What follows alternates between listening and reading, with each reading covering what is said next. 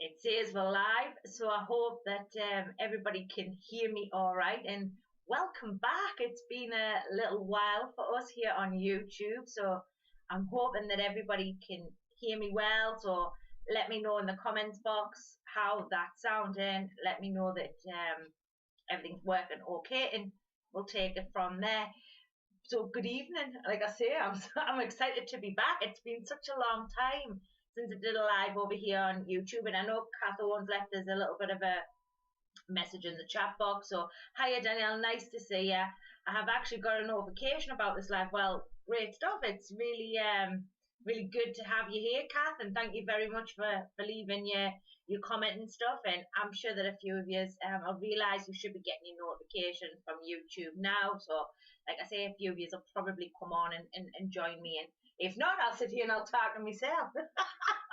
I don't really mind. Like, I've got to be honest, there's always a delay, there's always a little bit of a sort of build up, if that makes sense. It always takes a little bit of time for sort of people to come on, and I think for years to sort of get the comments and this type of thing, and it takes a while for YouTube just, and like I say, it's been that long since I've been here, you probably thought I was doing off or something, you know what I mean? So and I imagine it's probably taking you a little bit of time there to sort of work out. So while I'm sort of waiting for everybody to join, and let me sort of talk a little bit about the YouTube channel, as many of you know who's on here. Or for them who's maybe, hi Serena, nice to have you here. Thank you very much for joining us. For those who are new to the channel or sort of have just come across the channel by accident, we sort of do, or I do, or me and the spirit world do, a connection to videos on topics on mediumship, sit in the power, you know, these types of things. So the channel's really, really, you know, good for getting knowledge, a sort of starting block for anybody who's interested in mediumship or development of mediumship, psychic ability, sitting in the power, you know, these types of things. Look at all of you lot. Thank you very much for joining us. I was just sort of telling everybody a little bit for them who maybe catch the video for you on here as well. So Serena saying she got a notification, smashing. Dell saying it's been a while, hope you're well. I am, Dell, I hope you are as well. I haven't seen you in a while, but like I say, I do hope you're keeping well, and thanks for your comment. Bailey Boy saying, happy to see your beautiful face. Oh, thanks, Bailey Boy. You know, got to keep the punters happy. Do you know what I mean? Anyway, but thank you very much for your beautiful comment, and thank you for joining me also as well.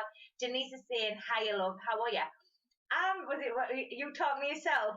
Or was I, Judy? I was. I chat to myself on a regular basis, man. How I'm being locked up is beyond me, you know what I mean? But yeah, I was talking myself. I was doing an intro, actually. That's what I was doing. But anyway, for them who maybe weren't on here, do you know what I mean? And maybe find it on YouTube, you know, in blonde day dot, you know, just in case. So I thought, well, I'll sort of let them know what the channel's about, then they can sort of come over and have a look, you know. I've got to cover all bases. Let's put it that way. So Denise is saying, how am I? I'm really well. I've been, as you know, busy with lots of things in the background, YouTube and, you know, all these types of things, and as you do, you know.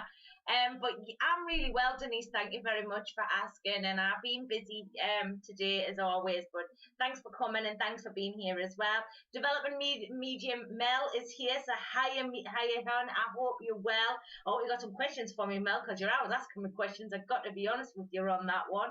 Karen Bailey's here. Bailey, I have got it right, is saying hiya Danielle, hiya darling. And JD's saying I talk myself. Yeah, I'm talking myself. I always got plenty of words of wisdom. Well, you know, I try my best. You know, I do try to accommodate everybody. Can't always accommodate everybody, but I do my best, you know. I really do my best. Vicky's here as well, so hiya Vicky. Nice to have you back here with me, and I hope you're well. I did get your message. I will sort that for you. But I got tied up with other things today, so I will get that to you, I promise, all right? But yeah, so when you're open, the floor is open for your questions while you lot's writing them and typing them, or, you know, whatever it is you do. I'll talk a little bit about the bits and pieces that I have coming in. So on Thursday, this Thursday coming, I have a class in on Zoom for the all levels, so it's from the beginner right through to the intermediate, and it's on the topic subject why.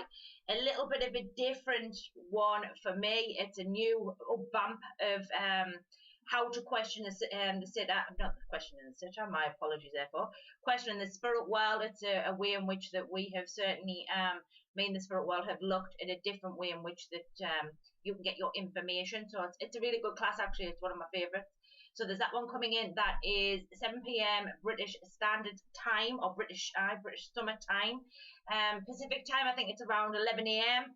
Central Standard Time, it is about 1 p.m. Look at me getting good with these times. So yeah, if you're interested in that, by all means. It's Vicky. Hi, hello, Vicky, darling. Thank you very much for that. I'll have to say, you'll have to leave us some questions. I haven't seen you in a while, so I hope you're keeping up on how the moving that went for you. Let me know. So yeah, if you're interested in that class, you can get in touch with me via classes and courses at gmail.com, or you can go to the website and book that one there as well. So the website is www.daniellethehappymedium.com. Developing Mel saying, Danielle, how come some days the readings flow so well, other times it feels like nothing is coming and you have to struggle to get the information? There's a couple of reasons for that one. So one, it's you, the medium. So many mediums, especially when they first start out, get very excited, Mel. They're very excited to work with the spirit world. They're very excited to be, doing private sittings or platform work or whatever it may be. And a lot of the time it's because you've sort of burnt all your power off. So your connection for you, because you are the power that takes your mind to the spirit world, can sort of be a little depleted. So because of that, it can then have a knock-on effect to your sit and work, if that makes sense. Another reason, you haven't got a database.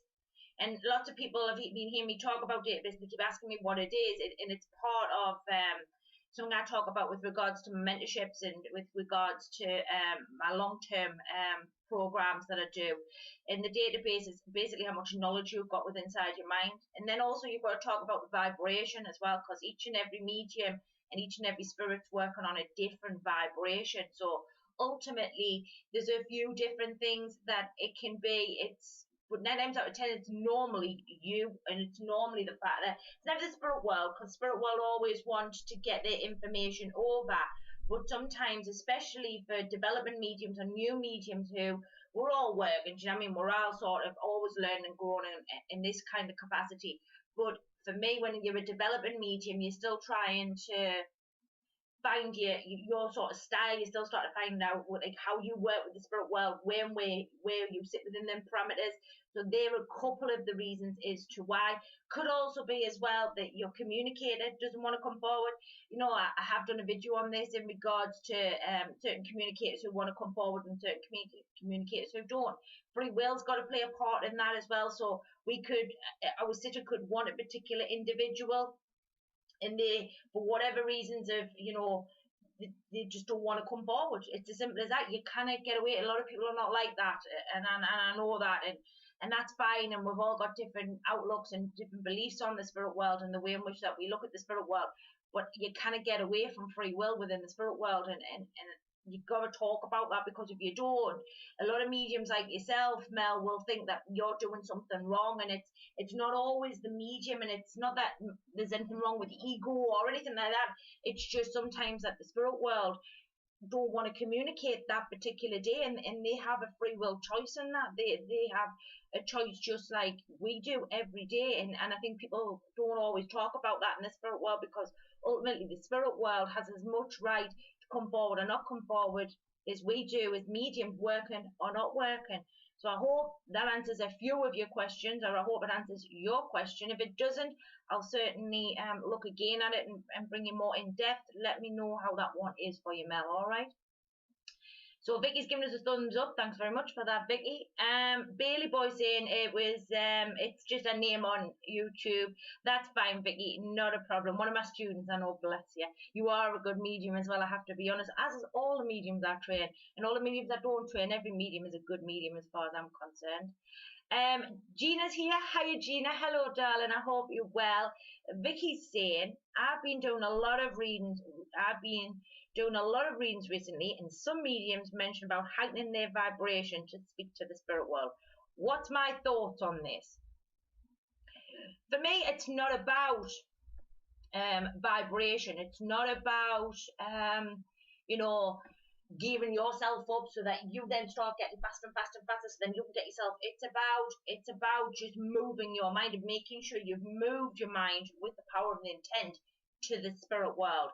So it's making sure you've got, because sometimes when we say intent, it's, well, I'd like to go to the spirit world, not I am in the spirit world, I am communicating with the spirit world are working with me. That's the difference. So for me, when we start getting into vibrations and speaking to the spirit world, and the spirit world lower theirs and we raise ours, I don't see it that way. I see it as just a shift. So it's just a movement of the mind. So it's just back and forth, not up or down. It's just move over, move back, move. It's a bit like a shift. It's just a shift, like a bit of just a moving backwards and forwards. And sometimes, which leads a little bit into Mel's question, when we don't put enough power or enough intent to it, we can sort of shift, but only shifts ever so slightly over that shift, so that we're sort of bridging. So the best way to put it is, me whiteboard over there, I'm putting it back here anyway, so I can draw for you. It's a bit like, so here's the psychic world, here's your psychic world, here's the shift of the mind, here's the spirit world. And what happens is, when we don't have enough power, we can get to the shift of the mind. So here's you, because it is you that powers you. You'll power yourself over, you get to the shift, and then you're meant to power yourself over a bit more. But what happens is you're only sort of power yourself a little bit, so you're only so much over here. So you're just sort of touching the spirit world, where if you push it over completely, you're sort of in the spirit world, you're there. Where sometimes what happens as well is we slip back. So we slip back to the shift of the mind and then drop back into the psychic ability. And the shift is so gentle, and I talk about this quite regular, of learning to find your shift and making sure you know when you've moved from the psychic parameters into the spirit world. Because if you don't understand this psychic ability and you don't understand what the spirit world feels like, you're never really going to know whether you've shifted your mind completely or not.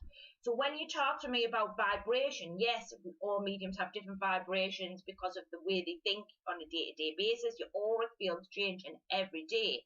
And the loved ones over there all have different vibrations, but in respective knowledge. So some loved ones have learned a lot more knowledge than other loved ones. Some of them have chosen to stay the same. And again, it also comes down to whether or not your mind's in the best place possible to hit that understanding of that energy within the spirit world. So I don't really, for me personally, I don't really change my vibration. So people talk about putting music on and doing this and doing that.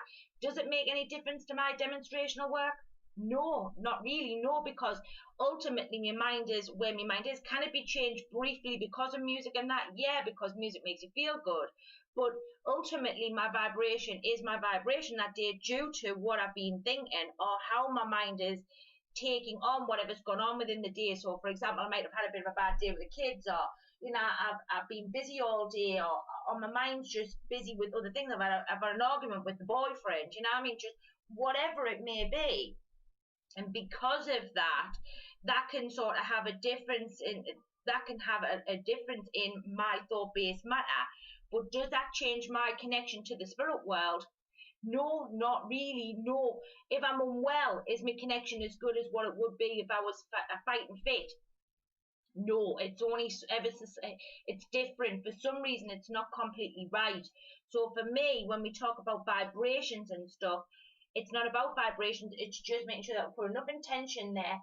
We know the difference between psychic versus medium, and that we are in the spirit world and we stay there. And that's where we talk about the blend, and we talk about holding the spirit world, because we are the power that holds our mind in the spirit world as well. So for me personally, I'm not a great lover of vibrations and all of this. It's just really a fancy word, a meaning of saying moving the mind, in all honesty. Do I think the spirit world are lowering or changing their energy in order so that we can get the information over? Sometimes I think they change the way it's given to us. So say, for example, we've been working quite heavily with symbols. This particular communicator might work more heavily with words. So every communicator is different in that capacity. And that's where you need bigger development of the medium, making sure that you're what I call the multifaceted freestyling medium, which is you're using all different clairs. Because if you get caught up in just using clairvoyance, and I've said that for many times here, one spirit's going to come along and catch you out because they don't work that way. They work with words, or they work with just feelings. And this is where I talk about learning to develop as much of you as the instrument with your database is fundamentally really important, Vicky. So I hope that answers your question. I hope that's helped you somewhere there. If not, let me know, Vicky. All right. So JD's saying to me, question from Victoria. Okay. I still don't think I'm doing Sit in the Power very effectively. How can I overcome this issue? Well, great question there, JD. And I've got to be honest, and thank you to Victoria for that. But I am actually going to be doing a video on that, which is actually entitled, I've just wrote it down there tonight, actually. What is it? Oh, hang on. It's on the other bit of pad paper here. It's called, well, it was on this, but it's not down here, man. I put it over there. It's called Problems in Sitting in the Power. So it's actually a very good question there. All right. So you don't think you're doing it right. I will say categorically here that there is no right or wrong in how you sit in the power. It's entirely up to you. You know what I mean?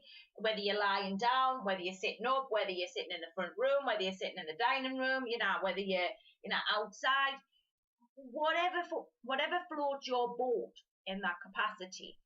For me personally, sitting in the power, there shouldn't be any music, but that's just my personal preference. Some people like music on. For me, also being told what to do isn't really given a great deal of allowance. So there's a lot of guided meditations on seeing trees and walking on the beach and, and that for me isn't allowing the spirit world to inspire my mind. Now, you could be sitting for weeks and nothing happening. And this is where people get very distorted because they see other people talking about, oh, I see pretty colours and I see this and I see that and, da. And what you have to appreciate is that everybody's experience of sitting in the power is different. Everybody's going to see it from a different parameters because everybody's mind is doing it differently. Is there some basic techniques of, where you sit and how you sit? Again, it's a personal preference. I didn't really think that there's, as long as it's, it's doing the job it's intended for. And then you've got to put the intent in. So lots of people do sitting in the power of meditation, but they're doing it for relaxation. They're not really doing it for anything else. So when then they don't get no sort of results. So they're not doing it for development of the clairs. They're not doing it with regards to focusing or discipline or releasing or working with the instrument. So better working of the instrument, understanding the instrument. So and then people say to me, well, how do you do that? Well, all you do is you put the intent in the spirit world. Even if your guides aren't there, even if there's nobody there that you don't know, there will be people around and about you. There will be helpers there who will develop and encourage you or will help you to develop the skill set that you're looking for. There's absolutely nothing wrong with that. So when people say, they don't know if they're doing it effectively, just be mindful of the intent that you put in before you do sit in the power. Sit where you want and how you want. If you want to put music on, put it on. If you don't, leave it off. If you want to do the guided ones, do them. I'm not a big fan of them. Do you know what I mean? I'm not a big fan of them. But that's my personal preference, JD. And not everybody's going to see it from that. Some people need that, and that's okay too. So for me personally, when you say how do you overcome them issues, for me, always be mindful that you may not see anything at all. People say to me, I've seen all sorts of stuff. When I sit in the power, I see nothing. It's black. Black, pitch black. Yeah, that's right, folks. It's pitch black. And out of the blackness comes, imagery. I know a lot of people see the spirit world in colour. That's great. I don't want to see it in black and white. So for me personally, sitting in the dark doesn't bother me. I'm quite happy to sit in the dark. But a lot of people think there's something wrong with that. It's an expectation. People have an expectation. They think that there's something supposed to be happening. Half of the time when you're sitting in the power or meditation, unless you're doing guided ones, you're not going to see a great deal. You're not going to get a great deal unless you put the intention in for what it is that you're looking to develop. And even then, it could take weeks for that to develop. It's like people say to me, well, my guides haven't turned up, or I can't find my guides. What you have to understand is with that particular question, it can take weeks, months for a guide to turn up. because it's also a guide's personal preference as to whether they choose to work with you or not. And that's what people don't realize here. Sometimes I think with the spirit world, we're given a misconception of the spirit world that, you know, the spirit world's, you know, on our demand. Unfortunately, the spirit world's not on our demand. In the spirit world, pick and choose who they work with, just like we pick and choose who we work with. So for me personally, it's just sitting and just waiting and allowing, and through that also you're developing your discipline of being more patient, being not letting go of expectation, becoming more allowing of just whatever needs to happen needs to happen. Should you only see a pair of eyes, that's great. That's really good. That's amazing. That's what you know, and you should welcome that wholeheartedly. You shouldn't be disappointed because somebody's seen this or somebody's seen that. Accept that it's your journey, and that your journey is going to take you as long as it's going to take you. And your guides and your people and the way you sit and the way you don't sit is going to be different to everybody. So I hope that answers Victoria's question there, JD. Let me know. I can abbreviate on it if I need to. So Gina's saying to me, oh, hold on a minute there. Wait a minute. So Gina's saying to me, is being a psychic the same as being a medium? And the answer to that question, Gina, no. So psychics read auric fields. Do you need a psychic ability in order to be a medium? Yes, I would say yes, probably to that. But do I think psychic versus the medium is two very separate things? Yes. So psychics read auric fields. Everything has an auric field. Every animal, every plant, bird, whatever, all has an auric field and can be tapped into. Now, auric fields are of this world, so it has nothing to do with the spirit world. So we're not using the sensory system that we use to predict, to read auric fields. We're using a different set of sensory systems to connect to the spirit world, which is the clairs. So the clairs are part of the mediumistic ability. So mediums are they are still conductors of energy. Both are conductors of energy. Don't get wrong here. Psychics only read energy of this world. Mediums are conductors of energy for another energy system, another space, another consciousness, if that would be a better understanding, because this world is all one consciousness. For all these different movements of knowledge and different understandings and different minds, the spirit world is a different consciousness. It's another level of space, another set of sort of consciousness of limitless. You want in the spirit world, you're not conformed, you're not confined. The spirit world is limitless. Anything's possible in the spirit world. With psychic work, you are restricted by the physical body or the realms of this world, because we can only push so far within the psychic parameters. They don't push any further than this world, where the mediumistic ability has the potential to push you limitless. It just depends on how much your mind's prepared to open, how much your mind's prepared to accept, how much of the fear you can let go of and accept that you can push your mind to another dimension. Basically is another, dimensions are just another word for another space, another level of consciousness, another awareness is a better word I could use. So in order to talk about the psychic ability, yes, you need the psychic ability to predict. And do you need to be aware of energy? Yes, and that's where we normally start as mediums. We are aware of the psychic energy. Then what happens is we develop that. So we start to develop that into a mediumistic energy.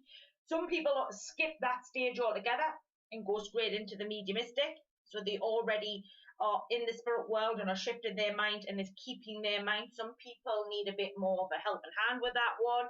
Other people will drift backwards and forwards. It just depends on the level of development. But are psychics and mediums the same thing? No, most certainly not. So I hope that answers your question a little bit there for you, Gina. Developing Mel says, how do you distinguish who is communicating with you when you have two spirit communicators? There's a few different ways. So one of the ways is you'll see it. Another way you may feel it. another way you may hear it. So the tone of the voice in which I was speaking to you will be different, or a different voice will take over the voice that already had a hold of your mind. Also, if you're doing it clairvoyantly, the imagery will change. So where the imagery was very sort of, I don't know, camera roll, so it was like, you know, showing you picture after picture after picture, it may change, and it may go from, it might be where you're walking the scene as the communicator. So it's your job as the medium to be very monitoring of how and if things have changed. And lots of mediums don't watch for that. They don't watch to see if the pictures have changed or if the feelings changed. So if you had, for example, two women, between the two women, even family members, there's going to be a slight, even if there's an age, there's going to be a slight change in the personalities. And it's your responsibility as the medium. Spirit world can help you, guides will assist, but ultimately it takes more time and discipline and making sure your mind is as disciplined as possible. This is where sitting in the power comes in, learning to be focused and only making sure that when you're with one communicator, you stay with that communicator. You don't start jumping around. I mean, there's some mediums like myself who can work multiple links. So they can be working this communicator and this communicator all at the same time and know which information's coming from which communicator. But not all mediums can do that. I'm not saying that not every medium couldn't learn that. I'm just saying that at the time, some mediums are naturally habilitated to do them things. Their mind just does that naturally. Others need, again, more development in that area. Some can only do one communicator at a time. But in essence, to your question, Mel, I would say that it is your responsibility, one as a medium with the help of the spirit world, but making sure through clairvoyance, looking at the voices, seeing if they've changed, feeling again. It could be it, and this is the thing with mediumship, unfortunately, it's very, very subtle. People think the spirit world's like banging you in the face, and they're not. It's very subtle.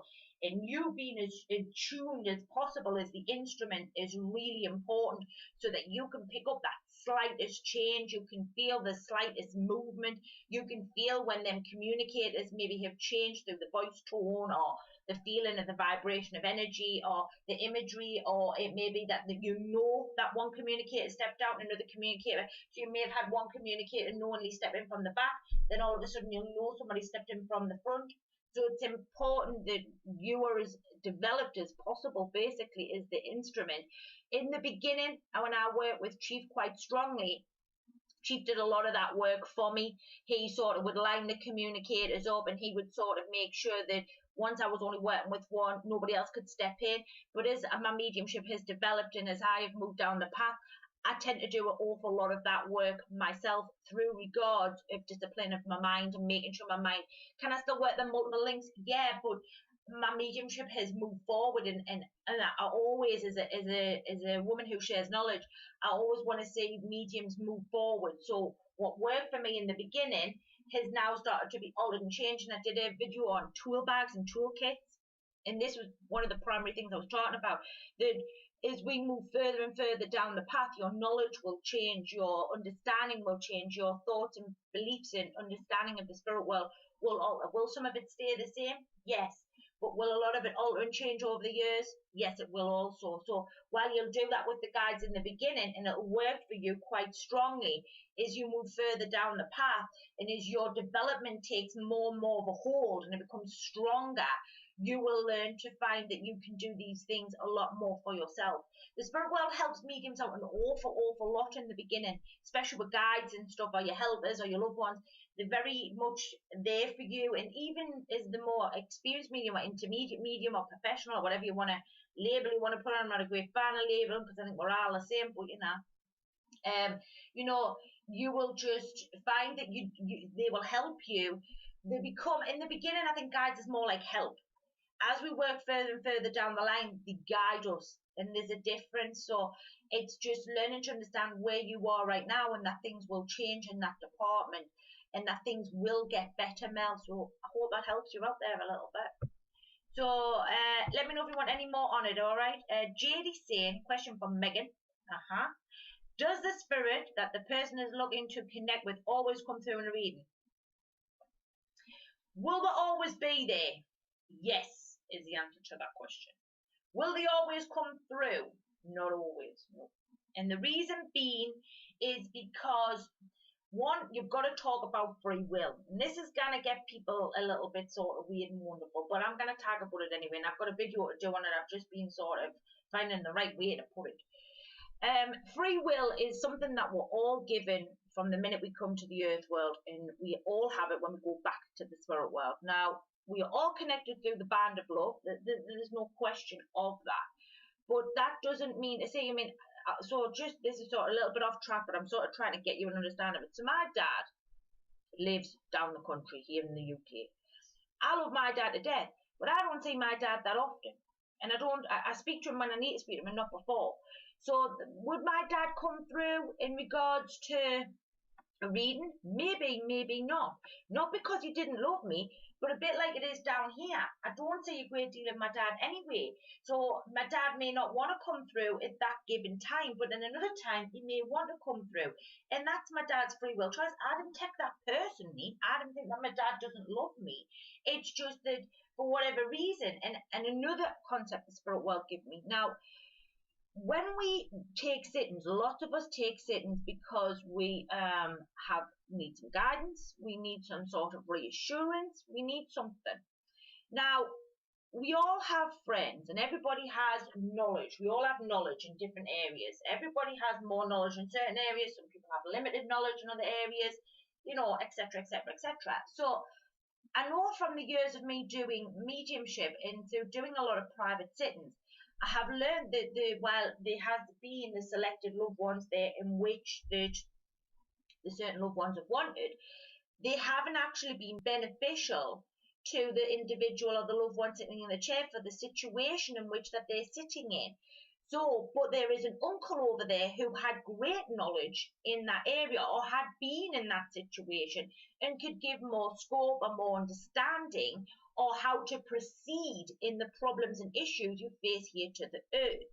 So for me personally, we have to talk about that element also. So for me, free will always plays a part, that element as well.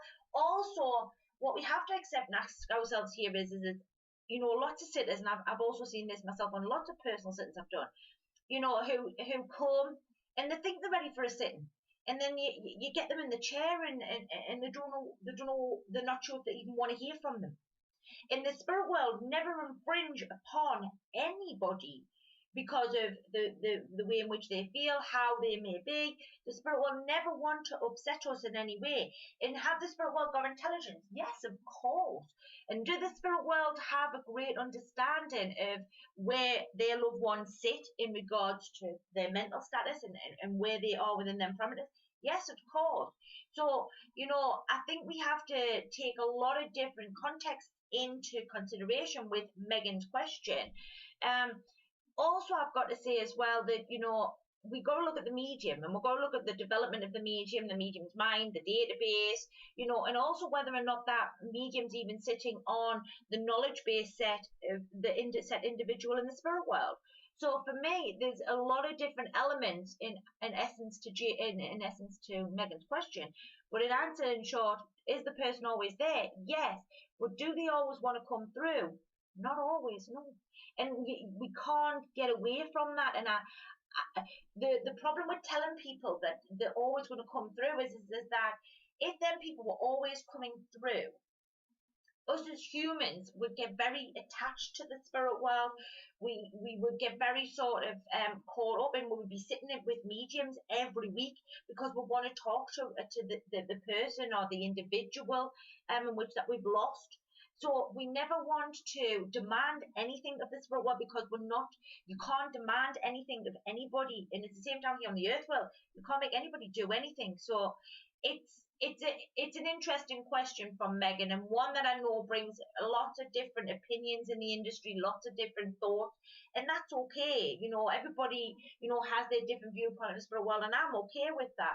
I just always want to, I want to always give every side of the coin, because sometimes when we're not always giving every side of the coin, we can be misleading people, and that's not a good idea. We're better off giving people the facts, and while we might get a bit of backlash on that, it's important that we try to educate people on all parameters in every scenario for me personally. So I hope that helps, Megan. with that question there, Jade. Anyway, Jadey. Hello, Lillian. Hello, Pet Lamb. Vicky saying, what is your opinion regarding leaky mediums? So leaky mediums are people who are not disciplined with their energy. Mediums who go to bed, shut their eyes, and then have lots of faces. They tell me that there's people pushing on them. They've got people in their energy. There's people prodding them and poking them and bothering them.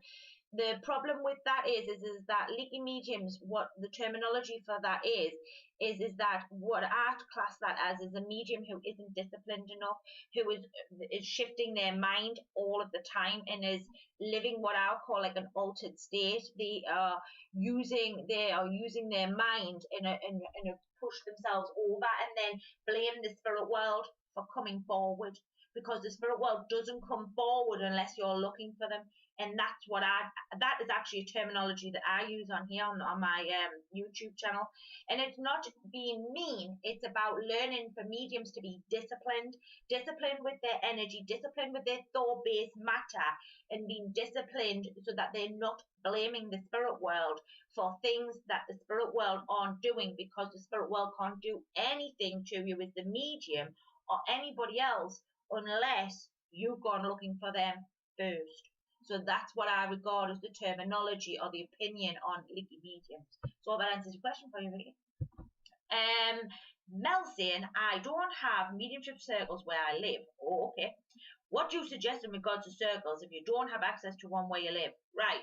So for me personally, I never really did a lot of circles, Mel, when I was first starting out in the mediumship movement. Why? Weren't really my cup of tea, I gotta be honest. I'm not saying that they're not everybody else's cup of tea, but for me personally it wasn't. So I used to use the time. So I'm drinking this water now. I used to use the time to be more developed with my energy. So I used to sit quite a lot on my own and trust in the spirit world, allow in regards to the mediumship movement. I used to just allow the spirit world to come forward. I used to just allow them to do.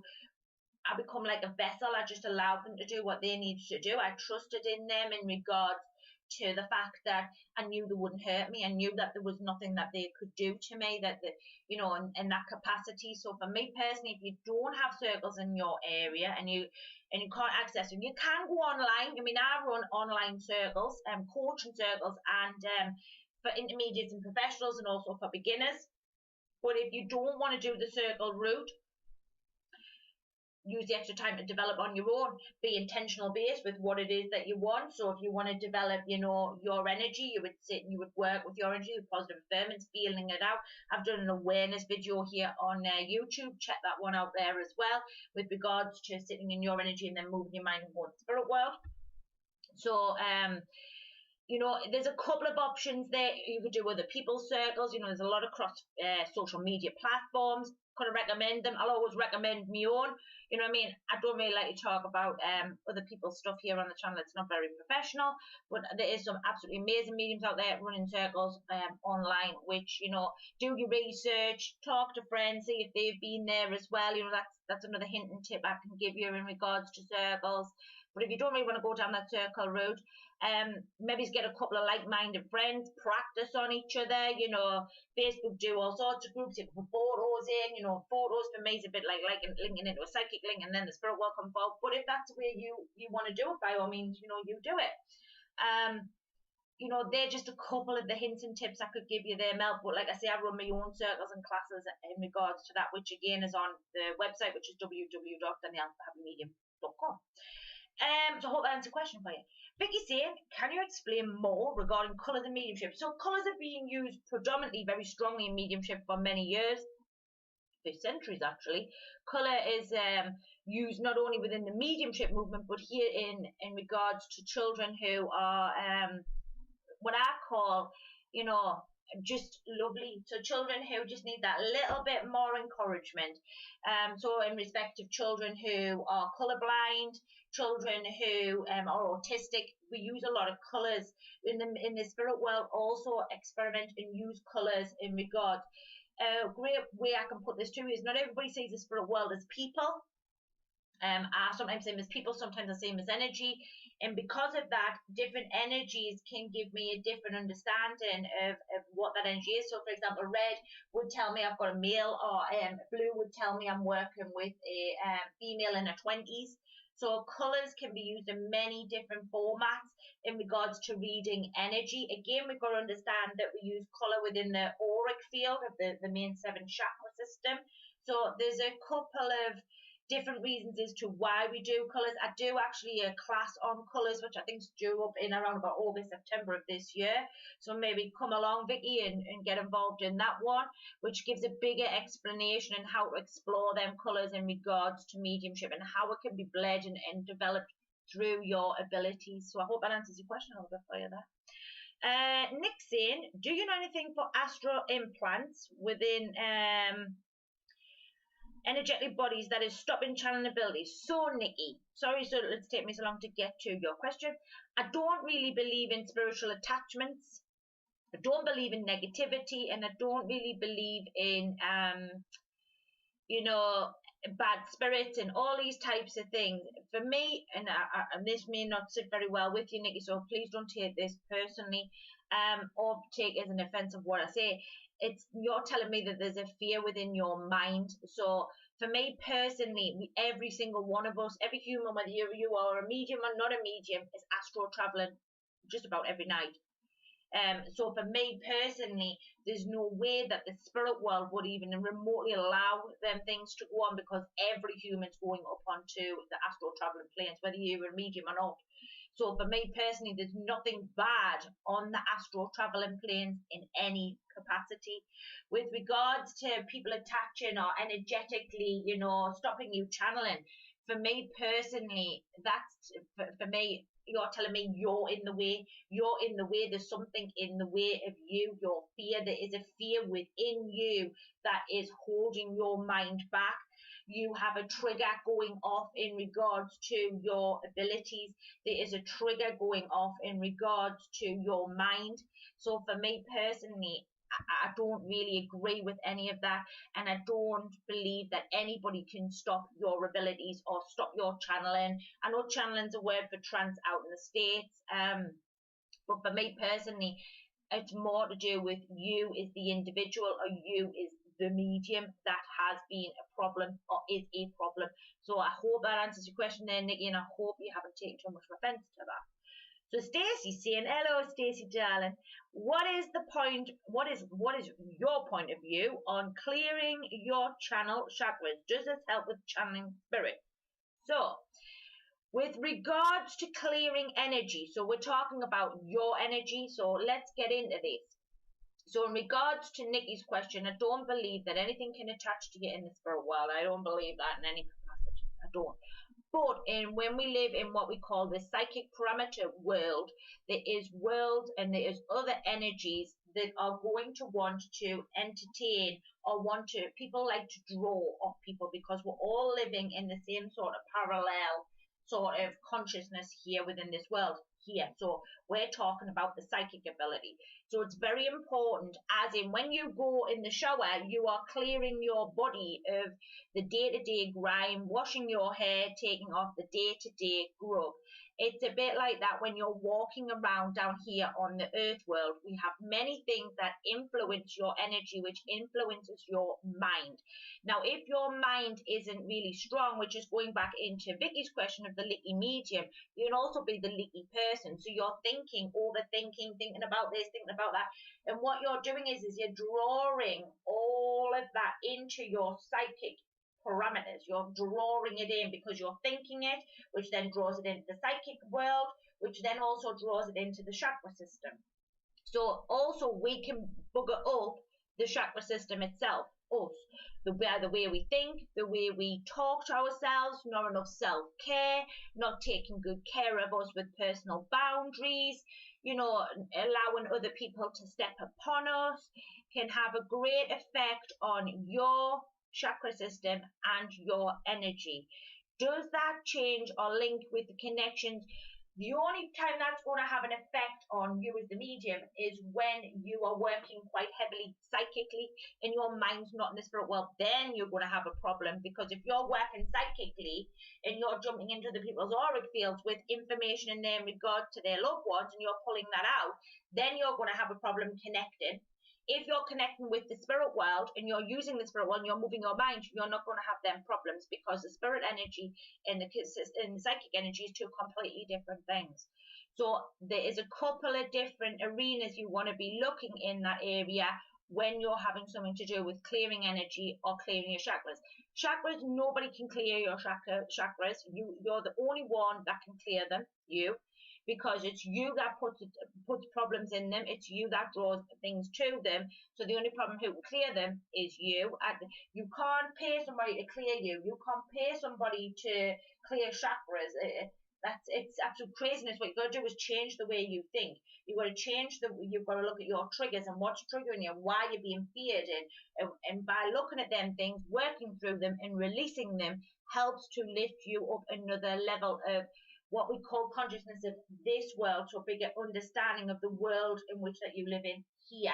Nothing to do with the spirit world, nothing at all. So I hope that answers your question a little bit for you there, Stacey.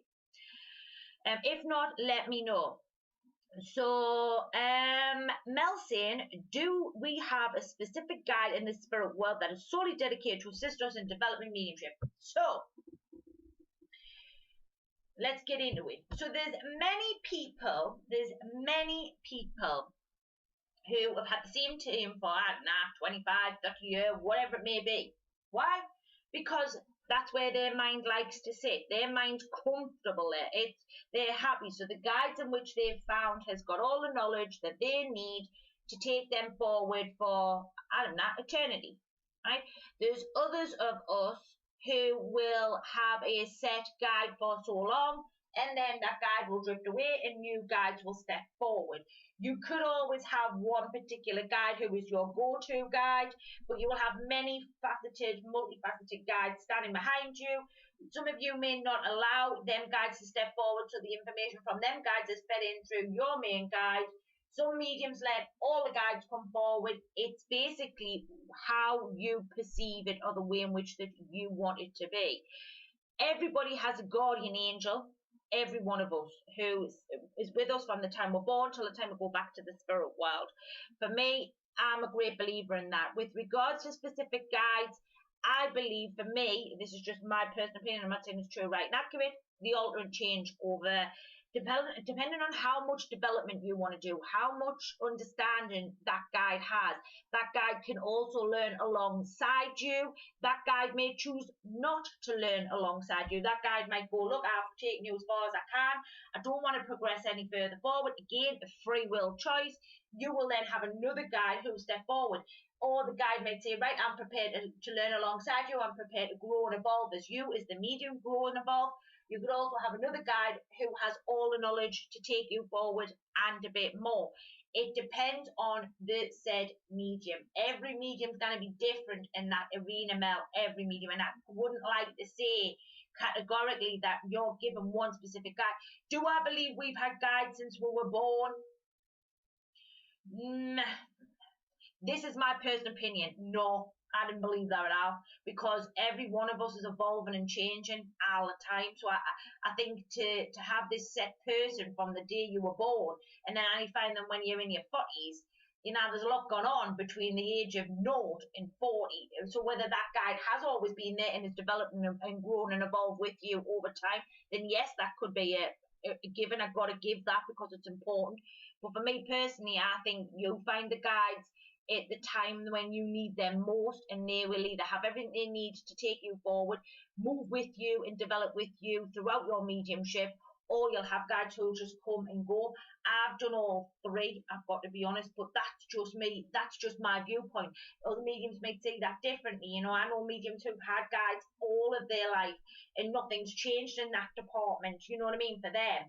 But I know other mediums like myself who've had multifaceted different guides coming backwards and forwards, but have one specific guide who stands there and sort of feeds information in. but they could be multifaceted. And I know my team, there's lots of other people there.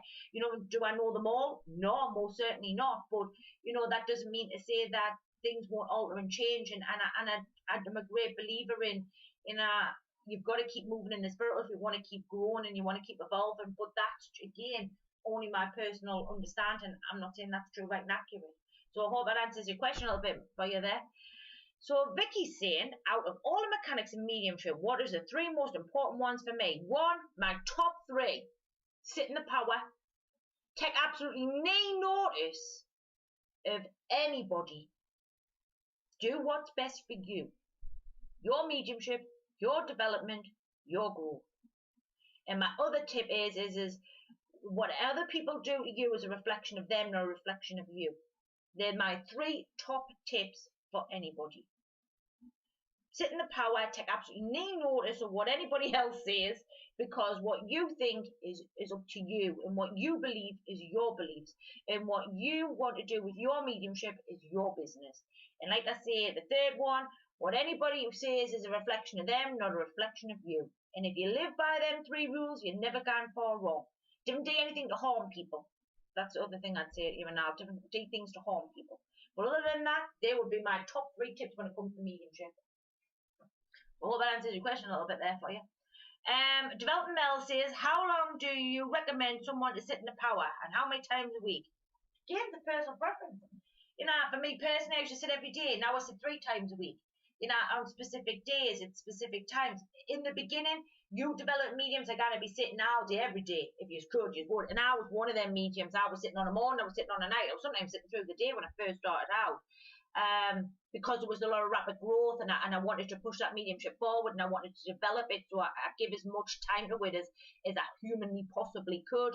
As I've moved further down the line, I've learned to be a lot more balanced with my mediumship. I think is when you first start out as the Buddha medium, there's a lot of imbalance. You really want to get into like the who's, what's, and why's, and the understanding of mediumship and this type of thing. As you start to progress and move down that path, and you become more and more allowing, you come to accept the path as a journey. You come to accept it that things are just going to happen when the time is right. You can't force things to happen when they're not ready to happen. So you just allow things to sort of happen when the time is right. So for me personally, that's a one that's very much for yourself there, Mel.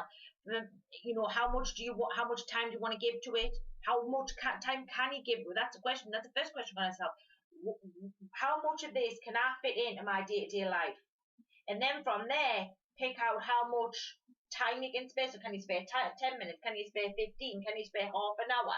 It's whatever's going to work for you. You can alter and change it up. So some days you might only say 10 minutes. Other days you might say 20 minutes. Again, I would sit when it feels right for you and all, because sometimes we can be sitting and we're not really in the headspace for it. So sometimes we're sitting and we're thinking, come on. But our mind's not really in it, if that makes sense. Your mind's got to be there in order to get the very best from it. If, you know, sometimes we're sitting and we've had I've got to sit because, you know, I've set this routine, and this routine's got to be done because that's what I've said, done, and and sometimes you're sitting and you don't really want to sit. What you really want to do is sit and watch a telly, and that's okay. And I think we've got to talk about that here and all.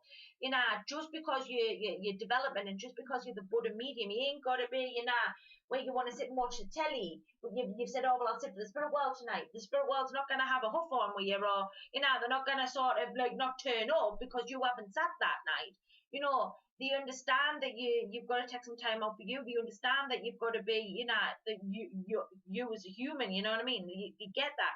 So, and I see a lot of mediums cut themselves up and beat themselves down because, you know, they haven't sat 3 times this week, and, you know, I really want to sit 3 times this weekend. I'm letting myself go on my development, and my development's not coming right, and, you know, And you've got to cut yourself some slack. You've got to cut yourself some easiness. You're going to make mistakes on your journey. You're going to make some problems. You're going to have some issues, you know what I mean? You're not going to get it right all of the time. So in answer to your question, Mel, it's a personal preference on that one again.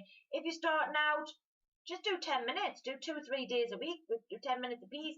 If you want to do more, do more. If not, different.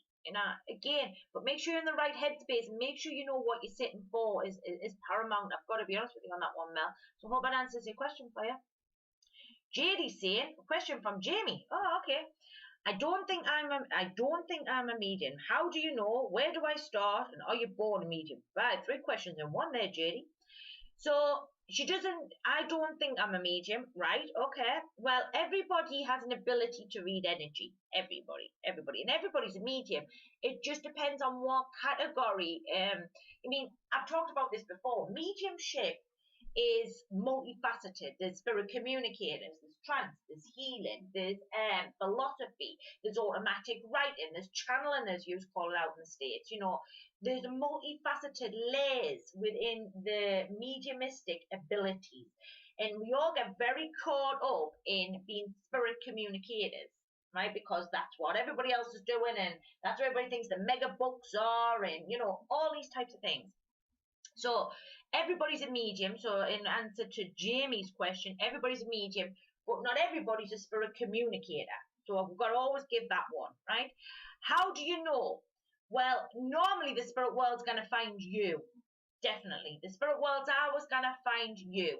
I'm a great believer in if the spirit world, if you've moved your mind, even if you don't know you've moved your mind, they're going to make you aware that they are there. That's a guaranteed set. I'll promise you that, because the spirit world's like that. Where do you start? Depends on what route you want to go.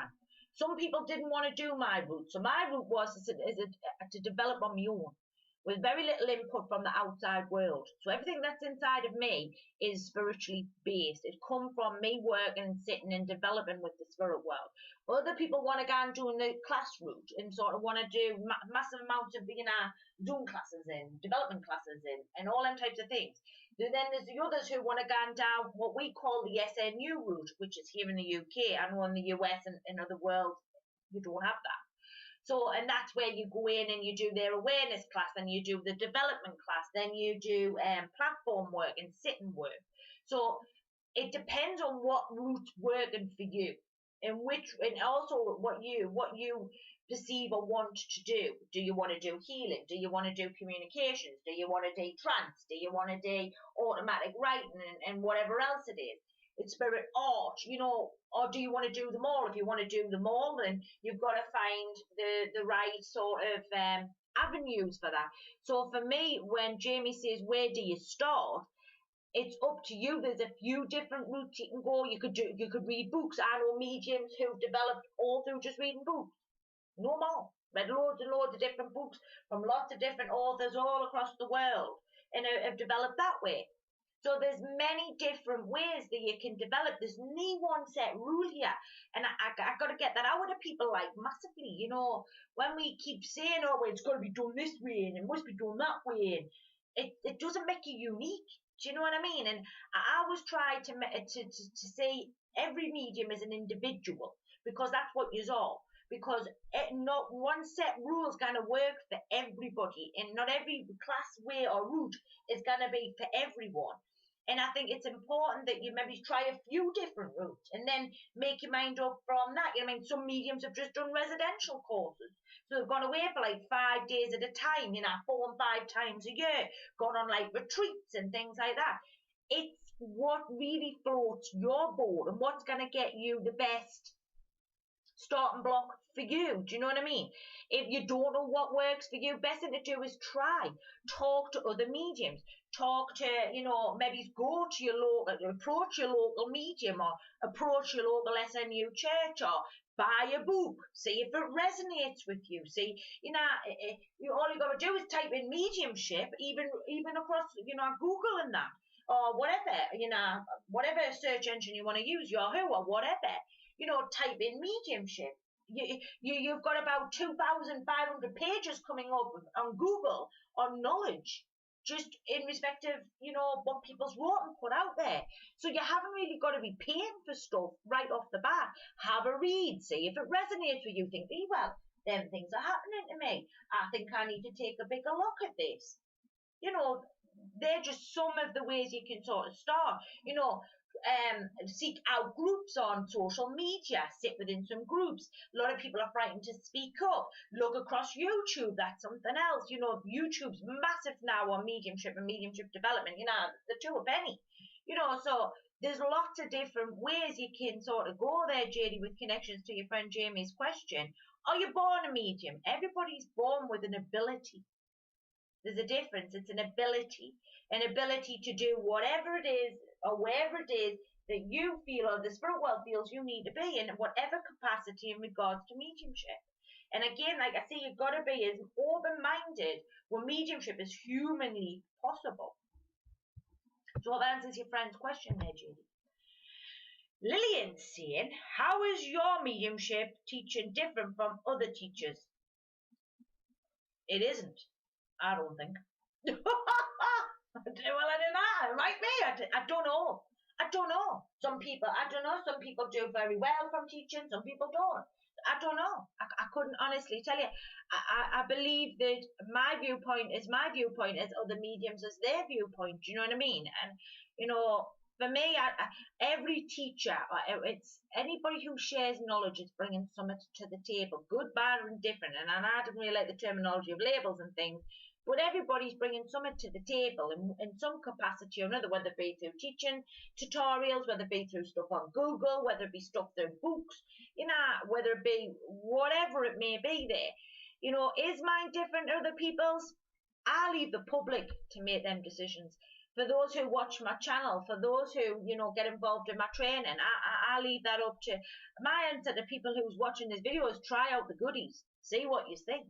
You know, I cannot speak from how I think mine's different from other people's because I don't really think it is any different. But I will always say to people who's watching this or anybody who's, you know, maybe looking at teaching with me, try it out, see what you think. If it works with you, stick with it. If it doesn't, you know, there's thousands of other mediums out there all offering just as good a quality, if not better, you know, development, you know, and for me, I have no problem in saying that. I've got no issue in saying that I don't believe I'm any better than my fellow man, if that makes sense. If you'd asked me that a few years ago, I would have looked at that question very differently. I look at that question now is we are all equal, just everybody's bringing something else to the table in respect of how that medium perceives that knowledge, how that medium perceives that energy, how that medium perceives that information. Do I agree with some of the stuff that goes on up there? Of course not. Does it really line up with some of my thoughts, feelings, and beliefs? Of course not. But that's just a personal preference. It's not an attack. It's not a deterioration of that individual. It's just, or them individuals. It's just that I don't necessarily see it from their viewpoint, and there's nothing wrong with that. Even as a medium, I'm allowed to have a different viewpoint. And that's what makes the world very different, isn't it? That when we use viewpoints as constructive, not in a negative, derogatory, or mean, hateful way, but a way that is, you know, constructive. I don't agree with that. And this is the reason as to why I don't agree with it, you know. And can you either educate me or can you show me another way? You know, and that's the great beauty of what I love to see in the mediumship movement, where we may not agree, and so we would say to people, can you show me another way? You know, what can you teach me? What can I take? What can I learn from you? Not take, what can I learn from you? Can you find another way, you know, to educate me? Because after all, it's education of the masses, it's education of the minds, it's an opportunity to learn and grow. And that is a beautiful thing about mediumship. We have an opportunity to grow and evolve as an individual. But do I think I'm any better than my fellow man? No, unfortunately not. No, I don't. I don't think anybody's any better than anybody else in this movement. And I know there's many who may think differently, but I don't believe anybody, and I think that everybody deserves a fair shot in the movement. And I've said this before, and I'll say it again, I've seen beginners, fledglings, and I didn't really like that terminology, but I'm going to use it for the purposes of the example. It pulled amazing evidence, and then I've seen some of the best in the business have a bad night. So for me personally, it ain't about, you know, what the status is or your title or whatever it is. It's just about how pure is your heart. How much do you want to make sure that you're doing it for the right reasons? And if you're doing it for the right reasons, you'll never go far wrong.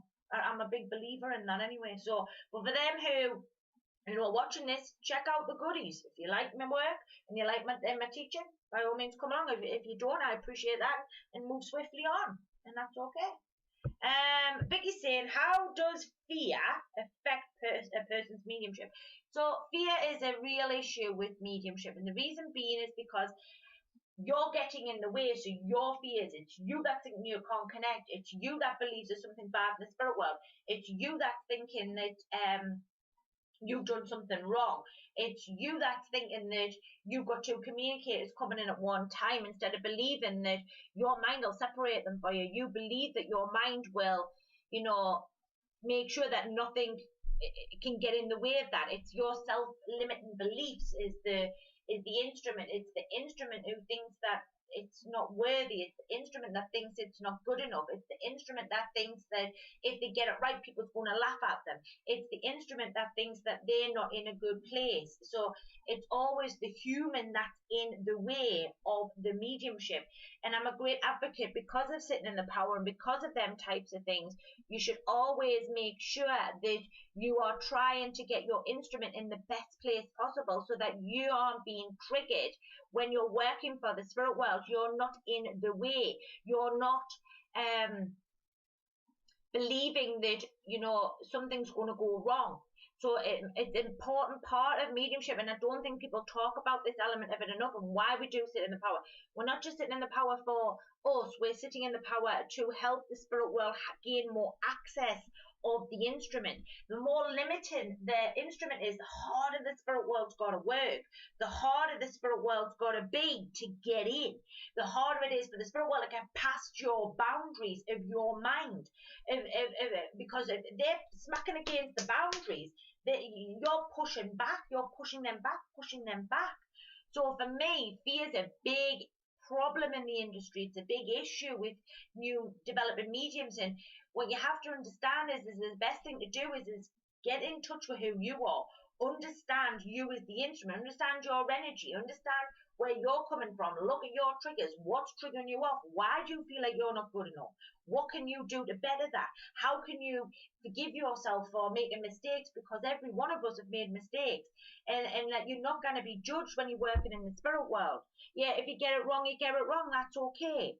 You know, it's not about, you know, a lot of, I've seen loads of mediums cut themselves down for it because they think that they're doing something wrong, if that makes sense. So I hope that helps you understand a little bit more with regards to fear, because lots of you think that, you know, I'm not doing it right, so therefore I can't be connecting and this, that, and the other. You are connected, it's just that you don't realize you're connected because you're expecting something more, and this is, again, there's an expectation of what you're meant to get from the spirit world. You're expecting because somebody said this, or somebody's put it that way, or da da da da da. You've got to learn it to understand it from your parameters, your toolkit, your tool bag, because otherwise you're always adding in. You can always take knowledge and hints and tips, but it's important that you get your own knowledge base in your own parameters so that you understand it from your perspective is the medium. So I hope that helps you there a little bit. So thanks for your question, Vicky. Vicky's saying, have you ever personally tried trance, and if not, would you ever consider it? So Vicky, I do trance quite frequently, channeling for them out in the States. I haven't done a great deal of it because obviously of the lockdown and that type of thing, so I haven't been able to get in home circle together. So for them parameters, obviously I haven't sat for some time, but I would say last year I did any amount of it. I trained trance. I do quite a bit in the trance arena, I've got to be honest. So yeah, I do actually do quite a lot of it, and I really do enjoy trance. It's a really beautiful experience, quite an interesting experience, and not for everybody trance. I would agree, and I can understand probably why it's not for everybody, and not every medium wants to do trance. But for me personally, it's a great passion of mine, like I've got to be honest with you, so thanks for your question. Stacey saying, what do you do when spirits start giving you different ways to communicate, and how you feel confused? So when you're getting different communicators who communicate in a different way, this is where a great understanding of your abilities, so learning to understand you as the medium, is really important, because once you become aware of how that said communicator is working with you, then you can change your mediumship round. You can flip it so that you can work with that communicator in the way in which that they're working. So that basically what you're doing is you're just altering your mediumship for that said communicator. And it's important that you have, and this is where we go back to multifaceted mediumship and different clair ranges and working them ranges to the best of their ability. As soon as you become aware that that communicator is not working on a clairvoyant link, you just switch over and you move on to a clairaudient link, and you go, is that any better? And then you'll find it starts you start to adapt as the instrument. You adapt as the spirit world will also adapt, but they will try and find the best way to harmonize that communicator with your mind. But it's important as you, the individual, or you as the instrument, to have as much diversity, to have as much different understanding, to have as much database as humanly possible through sitting, through maybe taking some classes, maybe he's reading books, going on Google, researching, or practicing. Practicing is the best way to get, I say this all the time, is to get knowledge. Practice, practice, practice, practice, practice, practice till your fingers are bleeding, because or your mind's that tired, it can't communicate again, because practicing gets you loads of databases, gets you loads of different communicators, gets you greater understanding of different loved ones, and really mix it up, really mix it up with different communicators, different types of communicators, different patterns, different ages, different, what's the other one, different dress styles, different personalities, different jobs, by practicing lots of different techniques. And you're going to be screaming at me, well, how do you do that? Best thing to do is get the spirit world, get specific about what it is, use your intention. Look, I'm going into this class, right? Okay, can I have certain individuals on said ages, or can I have said individuals on said patterns? The spirit world will line that up for you. It'll be available. What happens is there's lots of mediums just gone for, grandmas, granddads, and never really move from them parameters. And what you got to do is start pushing your mind, start pushing it. And this is a game where fears come in with Vicky and that. So you start thinking, well, that can't be possible. That'll never happen. That'll never this, that, and the other. But it can, and it does happen, and it will happen, because the spirit world will help you out there, especially when you're developing, especially as the new medium, especially if you're wanting to move forward. So, in all answer to your question, Stacey, I hope that answers. Now you feel confused. What do you mean by that? I don't understand, Stacey. Re-comment the last bit. I don't quite get what you mean in that capacity. All right. Hiya, Christine. Let's have a drink of this water.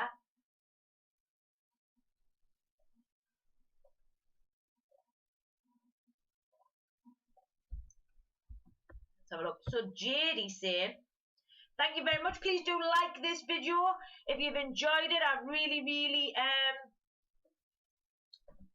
it really helps with the ranking anyway in YouTube. And if you can share it with friends and things, by all means do so as well. Thank you very much for all your questions this evening as well. I did say hi to Christine. So hi to Christine. So Jady's saying, question from Victoria. I really would like to know how to know if I'm getting messages from connections or my mind. How do I know if I'm making it up, and how do I know it's not just my imagination? So, again, going back to the fear thing, fear will make your mind come out of the spirit world. So once you put your intention in, and once you said you're going to the spirit world, and as long as you've done the development and the groundwork behind that, so you've been sitting and you've been working and you understand the differences between psychic versus mediumistic and X, Y, and Z, then you're never really going to start and question it. But if you do, and you think you're making it up, the best thing to do is test it. If you're given it and it's being taken, and you know the difference between the energies, then there's nothing else to worry about. And this is where the human element comes in. So here's the human questioning the spirit world, questioning themselves. And so therefore, with connections to this said medium would need more work on the self. There would need to be more understanding and development of the instrument in order that the instrument trusted in the ability, trusted in the spirit world. It's a big thing when we're working with mediumistic work. Trust. Trust in the guides, trust in you, trust in the spirit world. It's important that you trust in these people. You're working for them. You're working with people's loved ones. You've got to trust in that information. If it's not right, it's gonna be wrong. You're gonna get a no. Now it could be a no because you haven't quite delivered it right. But now if you're still delivering it and it's still a no, then you're more than likely you've made it up. And you've got to accept that. Your ego's got to take that on the chin and say, right, I've got that wrong there. You know, let me just rephrase that. Let me look at that again. So in answer to Victoria's question in regards to getting connections, making sure your intention's in, making sure you've been doing your groundwork, make sure you've been practicing is really important. How do you know you're not making it up? Well, if it's been taken and you understand your different energies, then there's nothing else to question there. Keep going. It's your mind that's getting in the way. It's the fear that's getting inside of your mind. If it's right and it's being taken and the energy's flowed, go with it. Leave it alone. Don't fix something that's not broken. Don't stop faffing with things. I see mediums do this all the time. Stop faffing with things because they think that they're doing something wrong when really there's nothing wrong with it in the first place.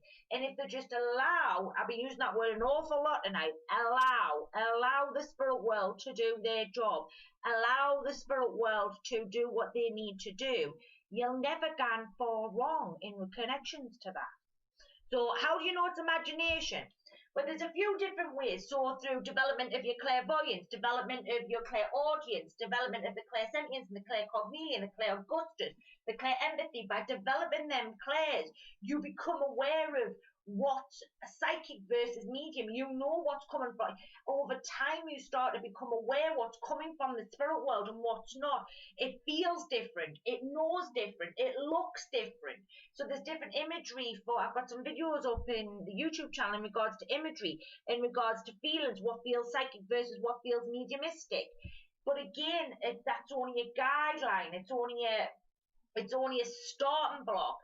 It's an opportunity for you to explore, because my thoughts and feelings may be very different to Victoria's, because Victoria may pick it up a little differently. Again, every medium's unique. Every medium sees it from a different parameters. So it's about getting a starting block and working from there and exploring your mediumship, your ability, your understanding. And by gaining this understanding, you then gain a relationship with yourself and the spirit world. It's really important. I kind of get this over and over, and that's something I've talked about heavily here on the channel. And it's people say to me, well, how do you get these relationships with the guides, Danielle? How do you do this? How do you do that? It's about building a trusted site, working with. So let's put 10 individuals in a room that you work with. Some of you's work, some of you may have good friends, whatever it may be. But you didn't trust none of them. Right, so then the work colleagues are looking at you a bit funny, going, well, she doesn't trust us, she doesn't believe in us. So, you know, and it's the same with your friends. When your friends don't trust you and they don't believe in you, she doesn't believe in us, she doesn't trust in us, they're going to be like, well, you know, what would you here? So you've got to think about it from them parameters. And also, I hope that answers Victoria's question there, JD, a little bit. So JD's asking, can you explain more about remote viewing?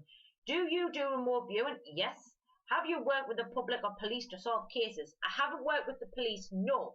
But I will tell you a little story. So can I explain remote viewing? So remote viewing, there's a couple of different objectives. So remote viewing can be done through you walking the communication as the spirit. So for example, you may be doing a reading and a spirit may come forward and sort of you will walk the scenery as the loved one. So that's an element of remote viewing. Another remote viewing is where you will have the ability to see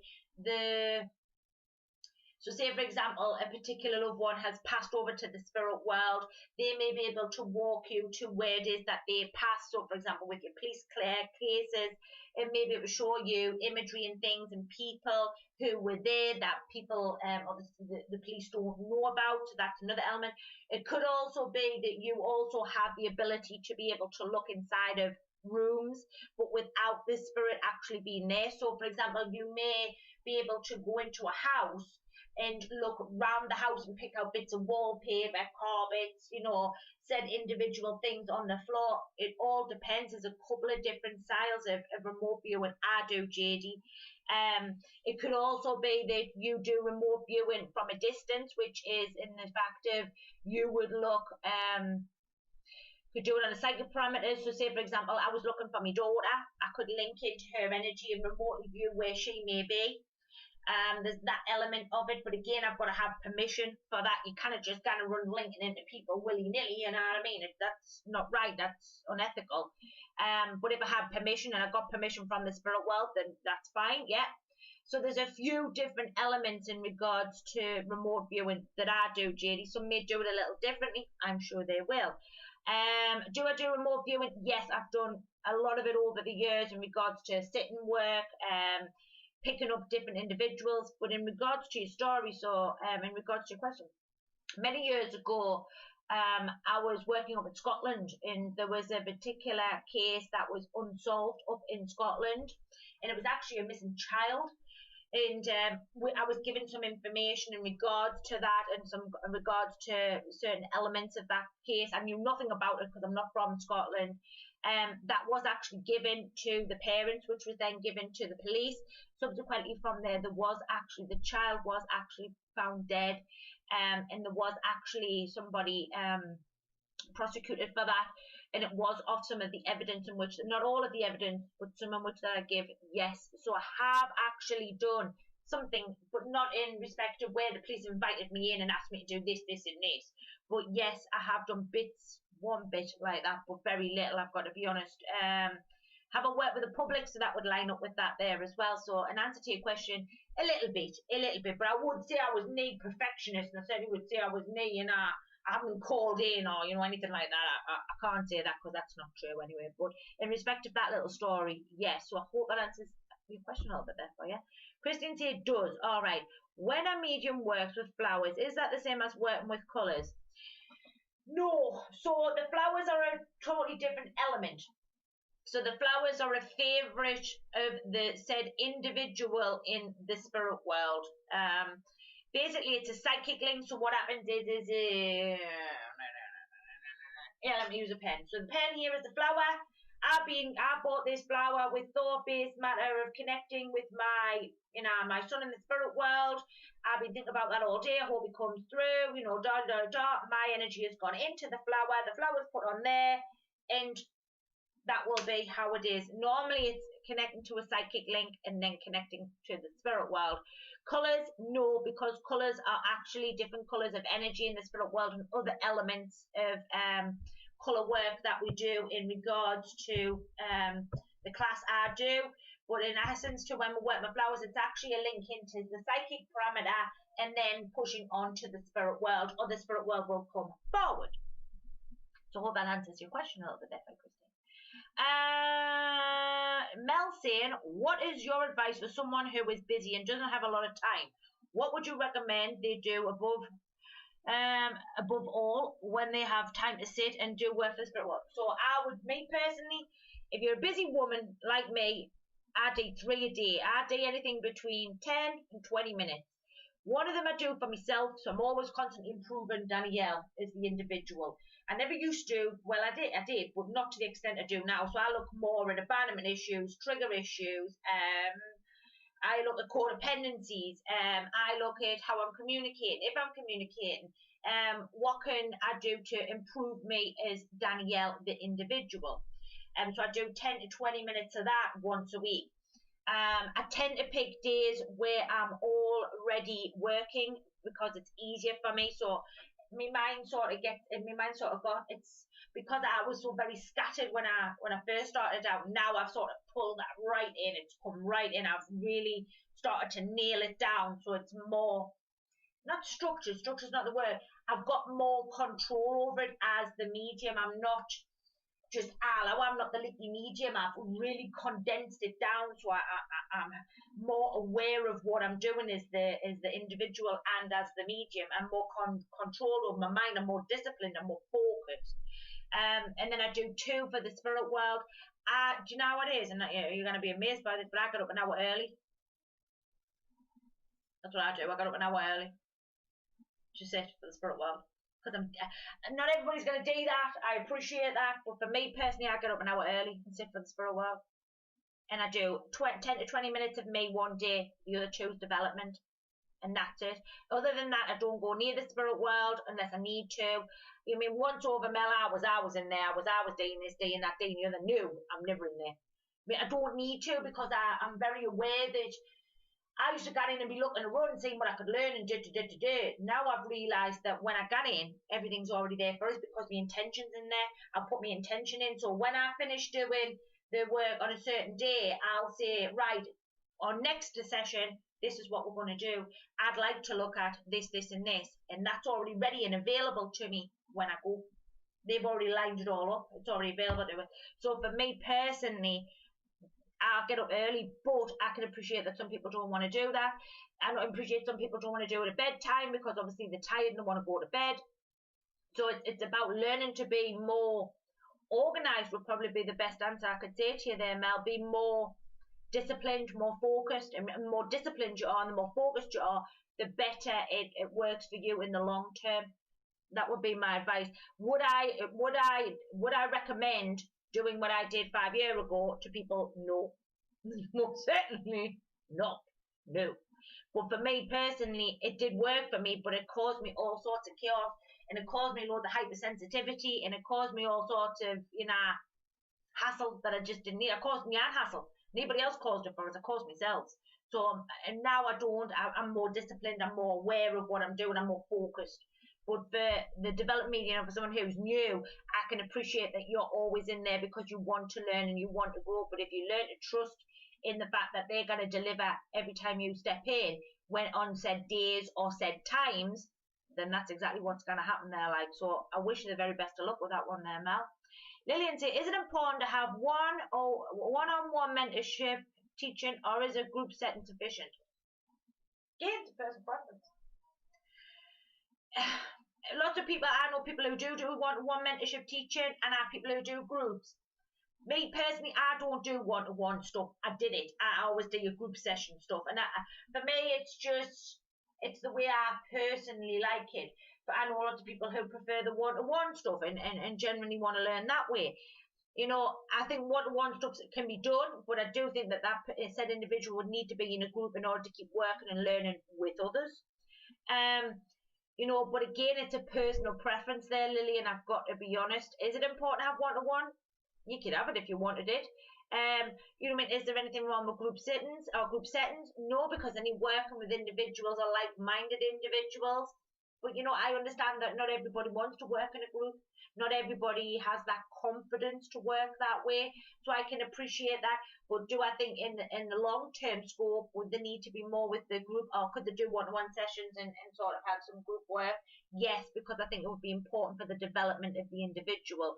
But I appreciate, but you have to understand again, Lillian, is everybody learns differently. Everybody's getting it differently, if that makes sense. And not everybody... I trained a girl who had disabilities. Amazing, amazing, honest to God. And, she had to have one-to-one sessioning, but I did it in a very close circle where we had just 2 or 3 of us who worked so strongly and so supportively with that said individual. So even then, it wasn't on a one-to-one basis. It was still in the group setting, but she did need a lot more one-to-one work, but it was still done in the group session. So every individual is a good person who shares knowledge. You should be able to look at your individuals or your students and think, these need more work, these can be put over there and they can do this, this, and this, and this, and these here need to be put with them because there's more.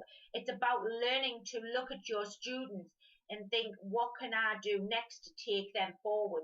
What more, where can I push these to get the very best from them? Because we can have people sitting in classes for weeks and months and not really moving forward, all because the teacher doesn't want to push them forward. Because ultimately what happens is some people can get very accustomed to money, basically. So they don't want to let go of the said individuals they have. For me, I'm always wanting to push my individuals forward because I know that there have been more students thereafter, but some people don't want to do that. That's okay, I appreciate that. But what it can also do is hold the student back, which isn't helpful, because ultimately the student needs to learn and they need to keep growing and evolving, which is really important. And, I'm not, I'm I didn't ask some of you my students on here, so I don't know if that's a really good thing for me to be saying these things like. But you know, I can be a bit.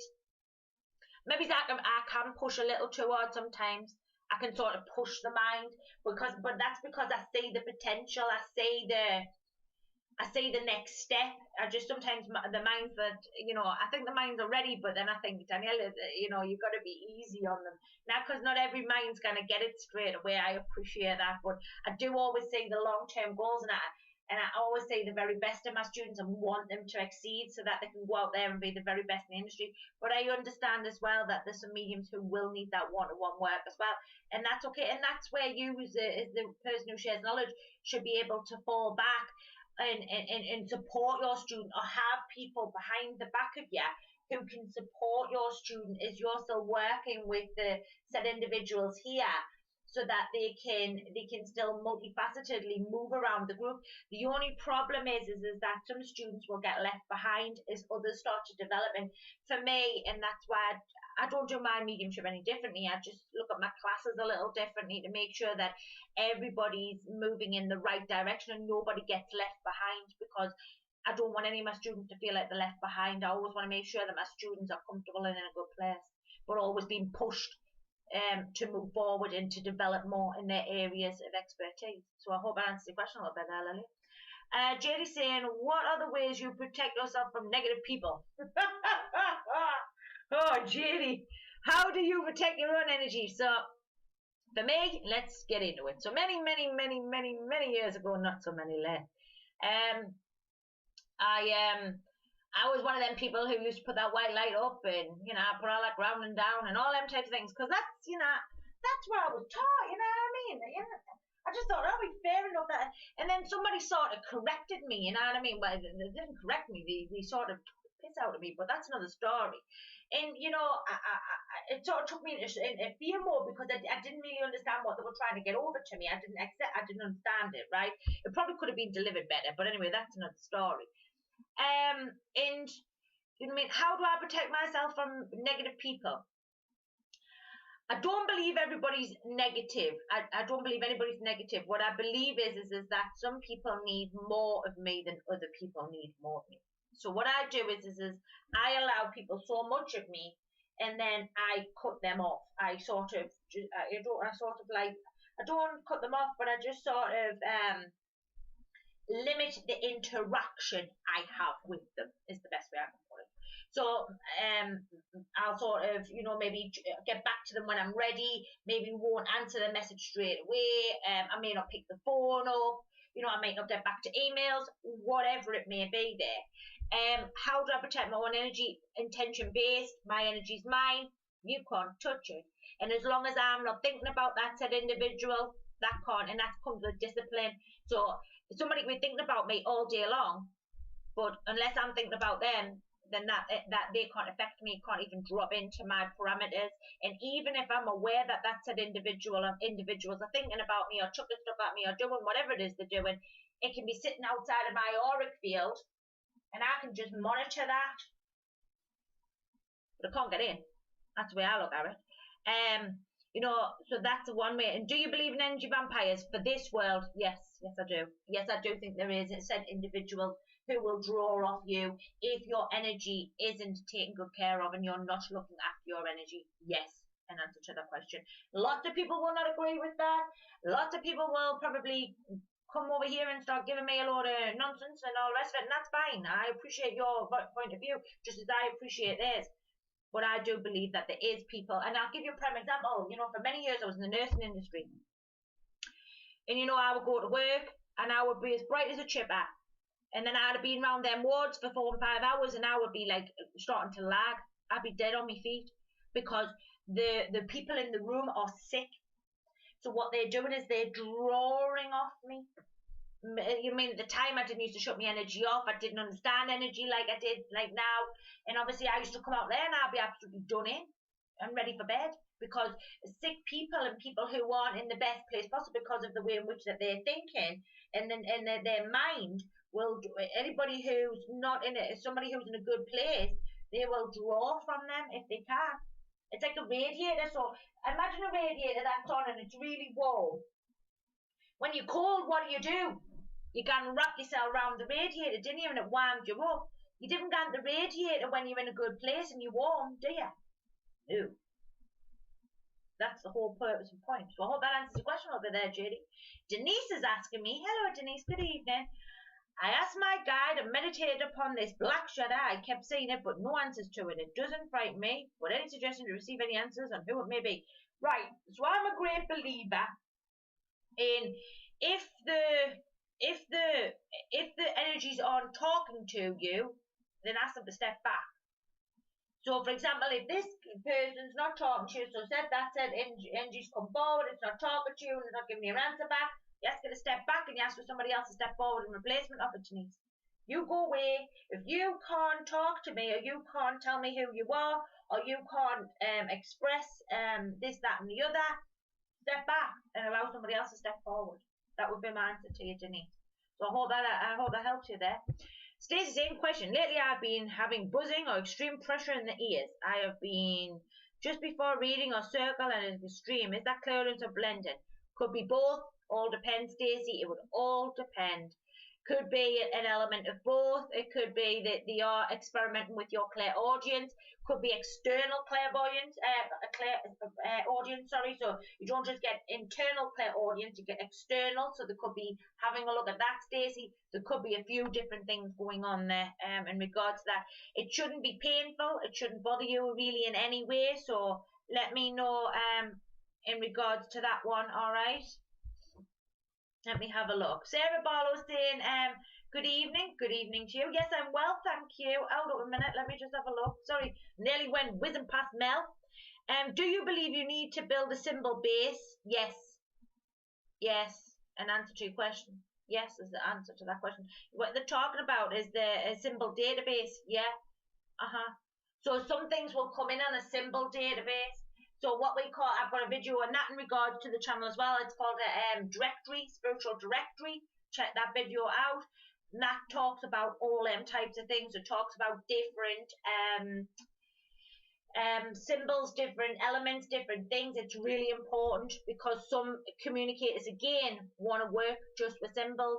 You know, and even from time to time, I still see elements of symbols when I'm working with the spirit world. Not as much as I once worked them, because when I first started working with the spirit world, quite heavily did I use them. I mean, a lot's changed and developed over the years, but that doesn't mean to say that some communicators, especially new communicators, so communicators who haven't been through before, may use elements of symbols to get over their information. So yes, you don't ever get stuck in thinking that mediumship should be one way. Develop in every area. That's my answer to any medium who's watching this video, whenever you watch it. Develop in every area you possibly can, because it gives you knowledge. Even if you don't like it or it doesn't, you think, oh, well, I'm never going to use that again. It'll give you understanding. It gives you a place, a base point to work from. So when you're talking to other mediums and they say, oh, well, have you heard of such and such? Or have you learned this? Or you're like, yeah, I understand that. You can talk to different mediums, have different experiences, talk about their experiences. Don't get caught up in just one way, because it's important. Mediumship's multifaceted. Learn to explore every possibility. Opens your mind, get you unstuck. Make sure that you're learning everything and anything you possibly can, whether it be through sitting in the power, Google, books, classes, whatever, whichever way suits you. So I hope I answered the question for you there a little bit, Mel. How do you know if a symbol's not something the communicator wants? How do I know it's a symbol and not something the communicator wants to say? Again, it's a development through your understanding. You will know. You should, when you say any symbol, clairvoyance, clairaudience, there's always a feeling behind the back of that. Again, we'll go back to Victoria's question as well as to whether you're making it up or not. The spirit world's always backing you. So if you're working with them, they're going to back you to the hilt with your symbols, with whether you're making it up or not, whether your communication's right or not. They're never going to let you down, ever. The psychic parameters will let you down because there's nothing to go back to. There's nobody to talk to. There's nobody there. But if you're working with the spirit world, they'll back you in every way through development, whatever it may be there. So my answer to you, Mel, is to learn to trust that the spirit world's backing you every step of the way. Sarah's saying, I ask for help when I have something dreams of my husband and I don't understand them. Right. Okay, Sarah, can you give me a bit more elaboration on that? Leo91 says, greetings. Hello, sweetheart. Have you tried a certain app? Unfortunately, no, I have not. It's a real oracle with physical, psychic abilities. Might be awesome. Thank you for that. Right, Infinity Wisdom asks me, what's the best way to develop on your own? Sitting in the power, using your intention, connecting to the spirit world, learning to be allowing and aware and just accepting of what the spirit world wants to bring forward. Make sure you're doing some development of you and the instrument as well as your development of the spirit world. So learning to, my first point is always making sure that you understand energy. You need to learn energy, because if you don't understand energy, you're going to have a hard time being able to understand what's yours versus what's the spirit world. So that's what sitting will get you, an understanding and awareness of energy. So sitting just with you, not like saying in your mind, I'm going to the spirit world, just sort of sitting with you, sort of having a look at the chakra system, feeling your aura, you know, feeling around and about, what does it feel like, you know, making mental notes, da-di-da-di-da. And then shift your mind and then go to the spirit world. You know, can the guide step forward? If nobody steps forward, you just sort of have a little bit of a nosy round. How does that feel? You know, and you just keep making mental notes. If you're putting some development in, you know, you could say, the next time I come, can there be a table with 3 different plants on, or 3 different trees, and you've got to determine what trees they are through the feeling, through the smelling, and what they look like. And the spirit world will bring that for you, different smells. You know, you might get a rose orange and a lavender, or you might see 3 of your loved ones. You know, all different energies. You can get your loved ones to step forward and work with them through their energies, so you know what they feel like versus, you know, other people's loved ones. There's all sorts you could do. You know, and people make it so complicated. People make it like it's got to be, you know, you're paying thousands of pounds. You could pay thousands of pounds. It ain't going to make you a medium. It ain't going to make you any better than what you are. Honest to God, it's not. But if you're prepared to put the development, you're prepared to put the work, and you're prepared to pick the knowledge up, then all well and good. Do you know what I mean? But it's so simple. The spirit world's honestly common sense savvy. It's the easiest out. It's us that makes it complicated. I've said that for years here on the channel. It's us who make it complicated. So I hope that answers your questions there. I hope that answers for you there. If not, Infinity, let me know. I'll give you a bit more. All right. What's the difference between work, my loved ones, and guides? Your loved ones are only helpers. So they're supporting you, taking good care of you, helping you round, you know, just sort of making sure that you're taken care of. They'll support your development. They'll support you as the individual. They'll make sure that you're always, you know, they're always there for you. The biggest cheerleaders, your loved ones, in regards to the spirit world. Guides are there to support you, to guide you along your spiritual journey, to guide you to be the best individual and medium you can possibly be. That's what guides do.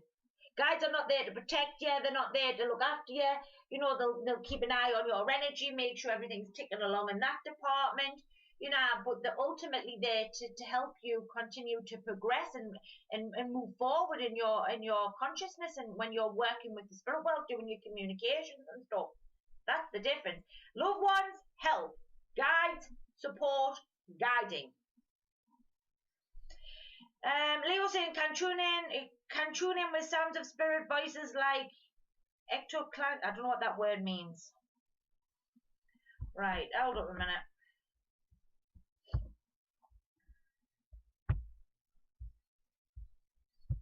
Right, hold up a minute, folks. Right, let's have a look. Good luck. Right, let's see where else. Okay. So Vicky's saying, are you a religious person, Danielle? Now you're asking the question. In all honesty, I didn't believe there's a dude sitting in the sky, you know, blessing me from above. But do I think there's a consciousness of all of us working together as one? Yes. Do I think we're interweaved? Yes. Do I think that everybody is working in the best place for the best of the highest good? Yes. Do I believe, like I say, there's some dude in the sky? No, I don't believe that. And also certain things have happened that make me question, you know, certain things. But they're my thoughts and feelings. They're things that are within me. I wouldn't say that. Do I believe in praying and stuff like that? Yeah, I do it all. Would I say I've ever prayed? In my deepest, darkest hours, I probably shouted up the spirit wall a few times, screaming and shooting, "Help me out!" I probably, yeah. So, do I believe that? There's a big saying, God has many houses. Do I believe there is many houses? Yeah, I do think there is, and I believe that no set house is any better than any other house. Same as medium is any better than any other medium. Right. I'm just having a mouthful of that tea. Anyway, so I hope I answered your question there a little bit for you, Vicky. Lillian saying thanks. No bother, Lillian. Love, big kisses. Denise says thank you, Danielle. No problem. Prairie 2311. Hello to you. Shippers here. Hello, Danielle. Hiya. Sarah Ball is saying that's he keeps things from me and. Okay, I don't understand that, Terry. You'll have to message me, all right? Infinity Wisdom says, thank you, not a problem. Gina saying, what is the best advice for someone thinking about exploring mediumship? Take your time. Ain't no marathon. Ain't no sprint, sorry, I should say. Best thing to do is, for me personally, take your time, explore and have a good time, you know what I mean? Enjoy mediumship. It is a really beautiful thing. Honestly, it is. And you're probably looking at it thinking, oh, well, But, for me, I do think it's a beautiful experience. And I think if you take your time, you trust in your instincts, believe in you as the individual and the instrument, you'll never go far wrong. That's what I would say. Seek out people who think along your lines. That would be another thing I'd say, So I hope that helps you a little bit there, Gina. Infinity Wisdom says, great help. Not a problem, my love. I feel I need to get that connection myself before going to groups, if that's okay to do. Yeah, of course. You can do both at the same time, or you can do them separately, or, you can do whatever it is that, it's entirely up to you. Again, it's your journey. The same as I've just said to Gina there. It's your opportunity to support. I can't even give me words with there. Explore. It's your, do what makes you happy when it makes you happy. Different do what other people say and do what is important for you. If you believe in angels and unicorns, believe in angels and unicorns. You know what I mean? If you believe in, whatever it may be, then, that's your preference. That's your entitlement. You're entitled to believe whatever you want to believe. Now, if you believe in demons and stuff, right, what can I say? I can only but educate, on them parameters, because them things aren't true. And, but, again, it's your personal explore, it's your personal journey, and every mind will get to the place it's meant to get to when it's ready. Is everybody done? God, I've talked the hind legs off there. I've talked a good hour and nearly 2 hours, 2 hours. I'm excited. Any other questions from you, lovely lot? While I'm here, I'll do the other intros. So, for anything to do with workshops, classes, coaching circles, this type of thing, check out www.daniellethehappymedium.com. If you want to donate to the channel, there is a PayPal email running along the screen. You may, if you would like to donate, that would be great. It helps keep the channel going and ticking along. Thanks to all those who have already donated as well. I'm very grateful to you also. For anything else in regards to my school I have here in the UK, the Oddbud School of Mediumship, do check out all of the relevant social media accounts. So Danielle Happy Medium, Facebook, Instagram, and all them types of things. Do give the channel a subscribe, share with friends, let them know the channel's here. It's really important we keep moving the channel forward. I have been neglecting it a little bit, I have to be honest with you on that one. But hopefully I can get back to it and certainly get things sorted out and keep us moving forward. New upload will be on Tuesday and then on Thursday. So I'm looking forward to that. The next live's coming up, I think, in about a fortnight, 3 weeks' time. So I'm very excited to be back with you all. We're going to be doing a lot more lives. I think it's important that we certainly do them for you, that people really enjoy them actually. So any other questions before I leave you for this evening? And I'm going to go and have something to eat. I think I'm starving. I'm tired today, Lord. have a look. Infinity, sit in the power if you can. So I have some videos on sitting in the power in the channel Infinity Wisdom. So check them ones out because there's lots of different parameters in regards to that one. If not, watch the beginning of this video. We're talking about that quite strongly in regards to sitting in the power and what to do and what not to do, which will certainly give you some insights there in regards to that. Again, it's your own personal preference, sweetheart. But for me personally, I tend to sit with no music on. Where I like to sit up. I don't really like lying down. That's just my personal preferences. I also tend to keep my mind with the breathing. I tend not to have music on and do guided meditations. And I just sort of sit there and just with my intention in place. So today I want to talk to my guides about said topic, and then I just sort of allow the spirit world to give me what it is that they feel they need, and trust in what they're giving me is true, right, and accurate. So I hope that helps you out there a little bit. All right. It's been a pleasure. It's been nice to be back. Honestly, it has. I've thoroughly enjoyed tonight. Thank you to all the ladies for their questions. Thank you ever so much. You grilled me this evening, ladies and gents.